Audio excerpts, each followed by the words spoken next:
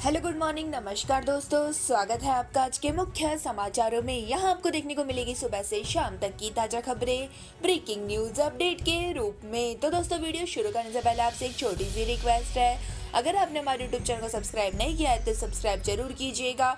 तो चलो दोस्तों शुरू करते हैं आज के पहले मुख्य समाचार। बंगाल में टीएमसी बूथ प्रेसिडेंट के घर में ब्लास्ट, 2 की मौत, 2 घायल, घर में रखा देसी बम फटने की आशंका। तो दोस्तों पश्चिम बंगाल के पूर्व मेदिनीपुर जिले में भूपति नगर इलाके में तृणमूल कांग्रेस के बूथ प्रेसिडेंट राजकुमार मन्ना के घर पर ब्लास्ट हुआ है। और दोस्तों शुक्रवार रात हुए इस ब्लास्ट में 2 लोगों की मौत हो गई है, जबकि दोस्तों 2 लोग गंभीर रूप से घायल है। वही दोस्तों आपको जानकारी के लिए बता दें कि यह हादसा भूपति नगर में जहां हुआ वहां से 1.5 किमी दूर कोंटाई नगर में टीएमसी के राष्ट्रीय महासचिव अभिषेक बनर्जी शनिवार को लोगों को संबोधित करने वाले हैं। और दोस्तों बम का धमाका इतना भीषण था कि खपरेल की छत वाला मिट्टी का घर भी तहस नहस हो गया। तो दोस्तों इसी के साथ आपको जानकारी के लिए बता दें कि मरने वालों की पहचान अभी तक नहीं हो पाई है, और हालांकि ऐसा माना जा रहा है कि मरने वाले सभी लोग टीएमसी कार्यकर्ता थे और ब्लास्ट किस वजह से हुआ है यह भी पुलिस अब तक पता नहीं लगा पाई है। तो दोस्तों पुलिस इस संभावना की भी जांच कर रही है कि किसी ने घर पर बम फेंका हो, या यह भी आशंका जताई जा रही है कि घर में ही रखे क्रूड बम के फटने के चलते यह ब्लास्ट हुआ है। इसी के साथ दोस्तों चलते आज के अगले मुख्य समाचार की ओर। राहुल की नसीहत, जय श्री राम नहीं जय सिया राम बोलिए, भाजपा का पलटवार वे इलेक्शन वाले हिंदू। तो दोस्तों भारत जोड़ो यात्रा के दौरान राहुल गांधी एक बयान पर विवाद छिड़ गया है, और दोस्तों शुक्रवार को उन्होंने भाजपा और आरएसएस को जय सिया राम कहने की नसीहत दी थी। वही दोस्तों जय श्री राम और जय सिया राम में फर्क भी बताया था, और अब भाजपा ने उनके बयान पर अपनी प्रतिक्रिया दी है।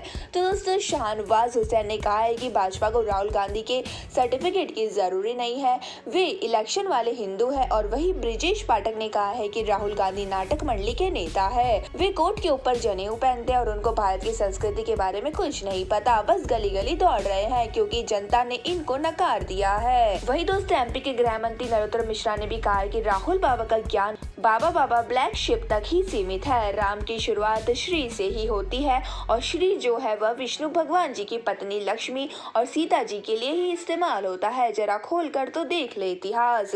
वही दोस्तों उधर यूपी के डिप्टी सीएम केशव प्रसाद मौर्य ने भी ट्वीट किया कि भगवान श्री राम के अस्तित्व को नकारने वाली कांग्रेस के सांसद राहुल गांधी को जय श्री राम ना सही भाजपा ने जय श्री राम बोलने के लिए विवश कर दिया है। इसी के साथ दोस्तों चलते हैं आज के अगले मुख्य समाचार की ओर। बाइडेन ट्रंप की लड़ाई में कूदे, मस्क ट्विटर पर बताई बाइडेन के बेटे की लैपटॉप कंट्रोवर्सी दबाने की कहानी। 2 साल पहले फंसे थे हंटर।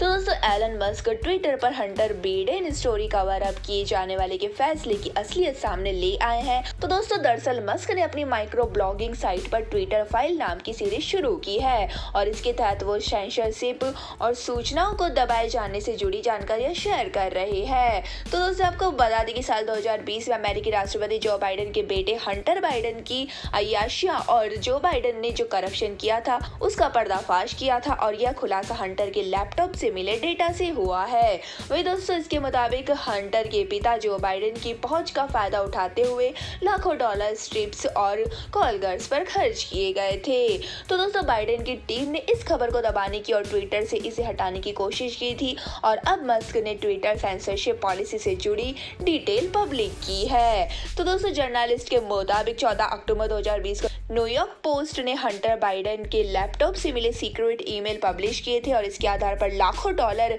अय्याशी पर किए जाने का दावा किया गया था, और इसके बाद दोस्तों यह खबर ट्विटर पर शेयर हुई थी। इसी के साथ दोस्तों चलते हैं आज के अगले मुख्य समाचार की ओर। सोने की कीमत 27 महीनों में सबसे ऊंची, पिछले 10 दिन में 1261 रुपए बढ़े दाम, डॉलर के कमजोर होने से आई तेजी।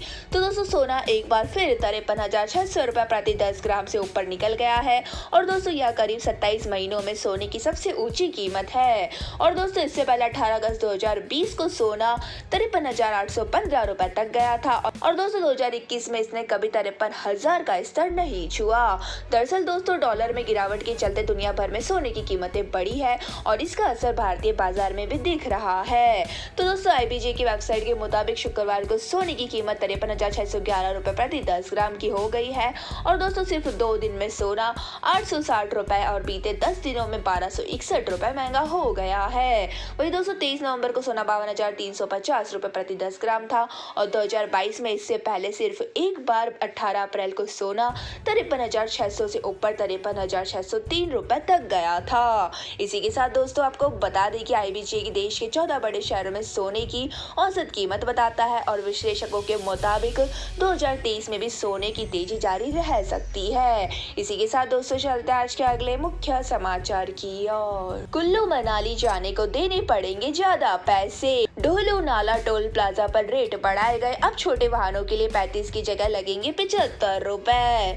तो दोस्तों कुल्लू मनाली जा रहे लोगों को अब ज्यादा टोल भरना होगा और रास्ते में पड़ने वाले ढोलू नाला टोल प्लाजा को पार करना और महंगा हो गया है। तो दोस्तों अब इस टोल प्लाजा को पार करने के लिए छोटे वाहनों को अब 35 की जगह 75 रुपए देने होंगे। वही दोस्तों भारतीय राष्ट्रीय राजमार्ग प्राधिकरण की कुल्लू मनाली NH3 पर टोल वे प्राइवेट लिमिटेड ने टोल दरें बढ़ा दी है और वर्ष 2022 से 23 के लिए निर्धारित की गई टोल दरों में कार, जीप और वैन को पहली श्रेणी में रखा गया है। वही दोस्तों इनमें एक तरफा यात्रा के लिए 75 देने होंगे और 24 घंटे के भीतर ऐसे वाहनों को टोल प्लाजा से लौटने पर 115 रुपए देने होंगे।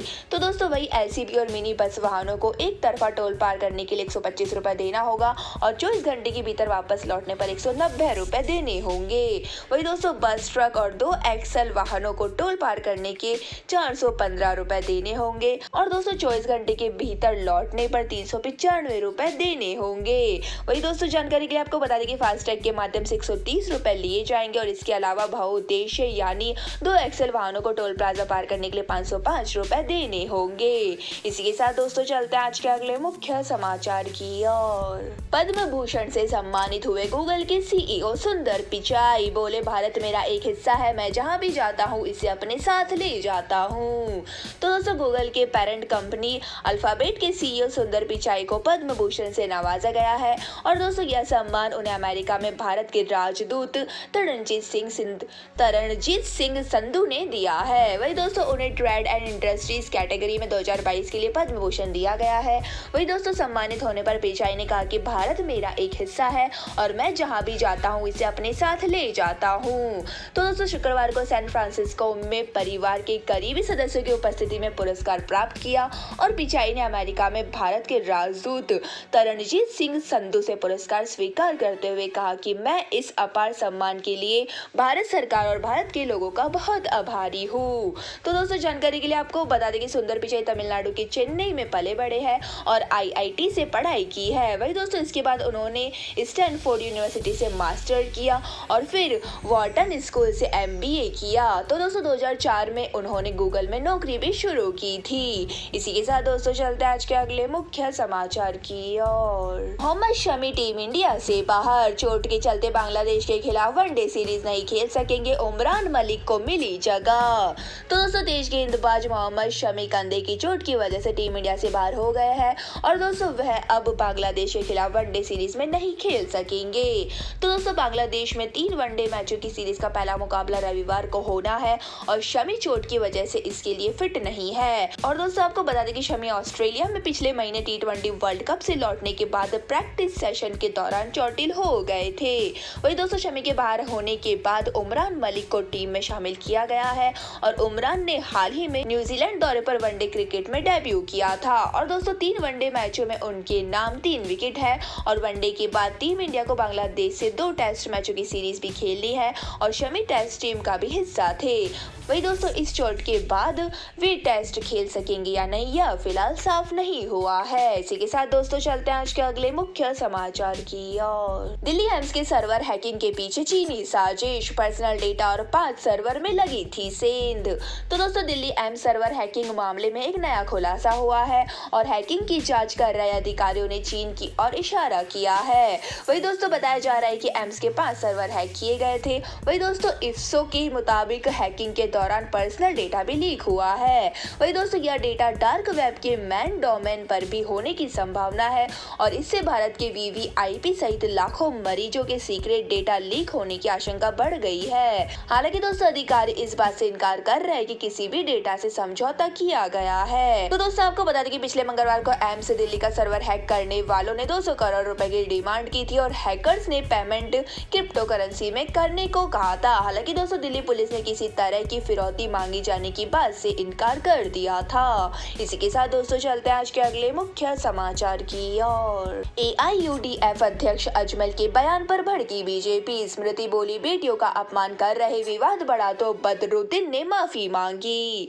तो दोस्तों all India United democratic front के प्रमुख और सांसद बदरुद्दीन अजमल ने हिंदुओं को लेकर किए अपने बयानों के लिए माफी मांग ली है और दोस्तों उन्होंने कहा कि अगर मेरे शब्दों से किसी की भावना को ठेस पहुंची है तो मैं अपने शब्द वापस लेता हूं। मेरा किसी की भावना को ठेस पहुंचाने का कोई इरादा नहीं था। मैं केवल इतना चाहता हूं कि सरकार अल्पसंख्यकों के साथ न्याय करे और उन्हें शिक्षा और रोजगार दे। वही दोस्तों बीजेपी नेता स्मृति ईरानी सहित कई बड़े नेताओं ने अजमल के बयान के बाद उन पर तीखा हमला किया है और ईरानी ने कहा है कि लड़की किसी भी धर्म की हो, इस प्रकार की टिप्पणी सही नहीं है और अजमल अगर अपने धर्म की बेटी का इस प्रकार से अपमान करते हैं तो यह सोचने का विषय है। वही दोस्तों आपको बता दें कि न्यूज एजेंसी की रिपोर्ट के अनुसार बदरुद्दीन अजमल ने शुक्रवार को कहा था कि मुस्लिम पुरुष 20 और 22 साल की उम्र में शादी करते हैं और मुस्लिम महिला 18 साल की उम्र में शादी करती है और दूसरी ओर हिंदू शादी से पहले 1 या 2 या 3 अवैध पत्नियां रखते हैं और वे बच्चों को जन्म नहीं देते, एंजॉय करते हैं और पैसा बचाते हैं।